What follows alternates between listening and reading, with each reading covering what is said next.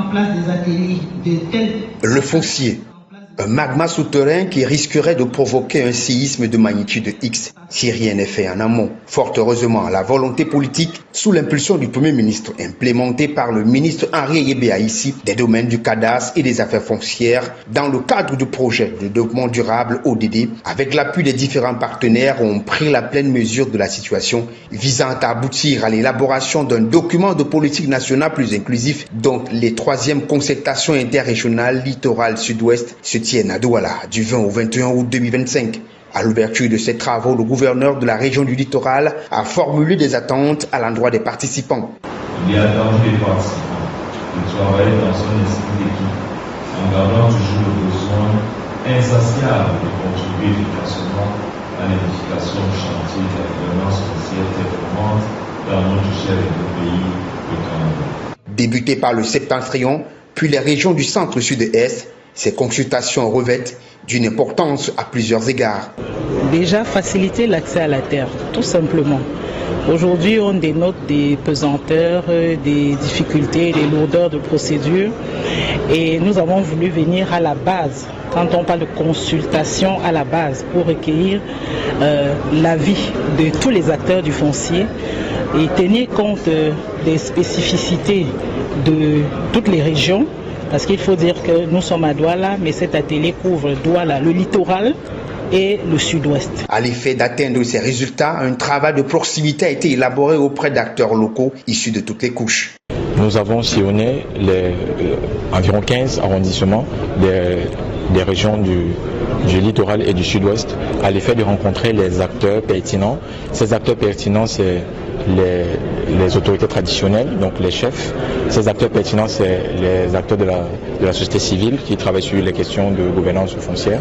Ces acteurs, c'est également le secteur privé, donc toutes les grandes entreprises que nous connaissons au Cameroun et qui sont installées dans ces deux parties avec une occupation de très grands espaces. Et ces différents acteurs, c'est aussi les autorités administratives. Donc dans l'objectif, il faudrait, dans la méthodologie, nous avons commencé par relever l'ensemble des défis qui se présentent dans les régions du littoral et du sud-ouest et également documenter les enjeux et les bonnes pratiques. Donc à côté de ces bonnes pratiques, il y a également des formulations de solutions, de recommandations pour que ça serve de base de discussion durant cet atelier. Après le littoral et le sud-ouest, le cap sera mis dans les régions du nord-ouest et de l'ouest pour boucler ce processus permettant la finalisation du projet de texte tant attendu portant régime foncier et domanial au Cameroun afin de restaurer la paix, la justice sociale et la cohésion nationale.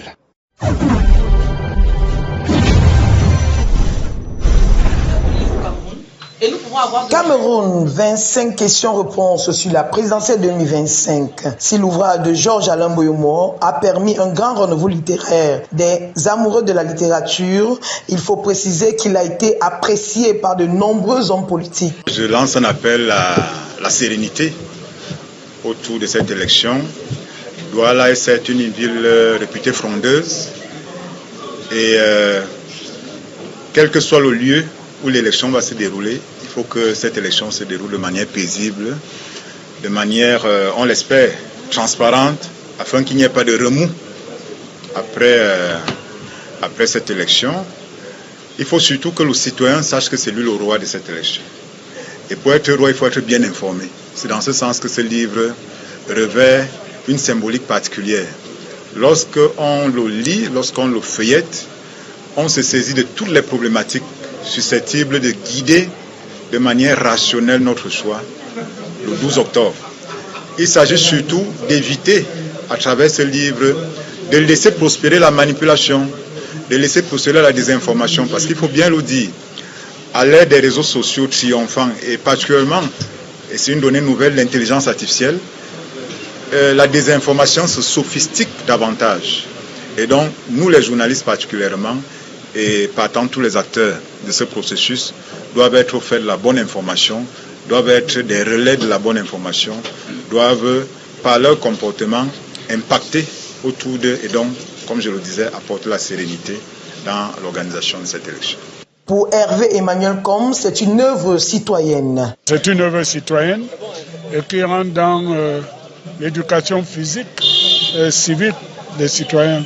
Très très bonne. C'est comme ça qu'un journaliste de surcroît, un grand journaliste, doit participer sans parti pris, poser les vraies questions qui viennent un peu et suggérer des réponses. Ce qui n'enlève rien aux compétiteurs de pouvoir faire leur campagne en toute indépendance. C'est très très bien. Moi, je suis content. L'on se donne rendez-vous pour la présidentielle d'octobre 2025 avec plus d'espoir de voir des candidats qui répondent et qui respectent ces 25 questions et réponses de l'auteur Georges-Alain Boyomo.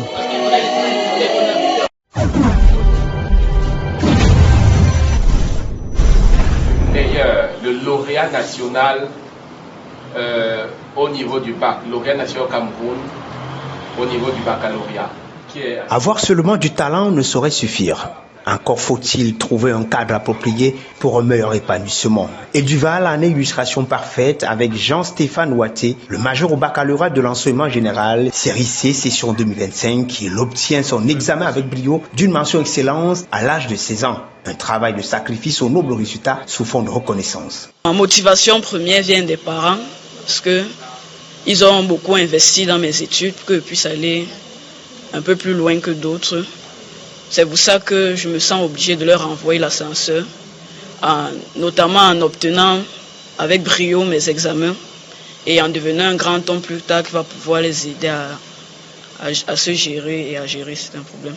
Le futur ingénieur en informatique, puisqu'il nourrit ce souhait, a suivi tout son cursus scolaire à Duval, un parcours dont il en est fier. J'ai bien aimé Duval, c'est tout. Les relations avec les enseignants, la qualité de l'enseignement, la discipline qui y règne et ainsi de suite. Une réussite tributaire d'une stratégie pilotée par une administration qui a pour leitmotiv l'excellence. La pédagogie utilisée par les enseignants, la pédagogie que ces enseignants manipulent avec beaucoup de dextérité, c'est la pédagogie différenciée, qui est une approche éducative qui vise à adapter l'enseignement aux difficultés des élèves et repose sur le principe que tous les élèves progressent au même moment. Conserver cette constante évolutive est ce qui a permis à Duval de produire 2 majors dans les 2 sous-systèmes d'enseignement général au Cameroun et de demeurer depuis 5 années consécutives le meilleur établissement laïque au Cameroun, comme pour dire le savoir s'entretient.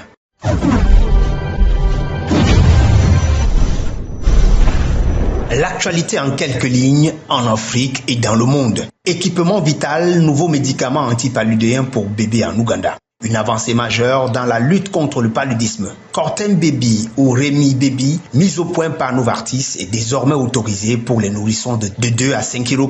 Ce comprimé savoureux et facile à dissoudre comble une lacune de traitement pour les tout petits trop fragiles pour recevoir la médication standard. Avec le paludisme ayant causé près de 16 000 décès en Ouganda en 2024, majoritairement chez les enfants de moins de 5 ans et les femmes enceintes, cette innovation est une lueur d'espoir pour les plus vulnérables. Croissance kenyane dopée par un prêt du yen du Japon. Le Kenya table sur une croissance de GDP de 5,6% en 2025 contre 4,7% l'an précédent. Malgré les tensions commerciales mondiales, un prêt libellé en yens garanti par Nexfix, assurance japonaise à l'export, soutient ce dynamisme en diversifiant les financements pour les infrastructures du pays. Zimbabwe sanctionné, suspension des visas américains. Les États-Unis ont suspendu la plupart des services de visa à l'ambassade de Harare depuis le 7 août dernier, sans pour autant instaurer une interdiction de voyage. Ces décisions découlent des préoccupations concernant le gouvernement zimbabwéen et plusieurs cas de dépassement de séjour signalés. Les familles, notamment les étudiants, sont prises de court et beaucoup envisagent désormais de voir se déplacer vers d'autres ambassades dans la région au prix de lourdes dépenses. Rand sud-africain en faiblesse avant inflation.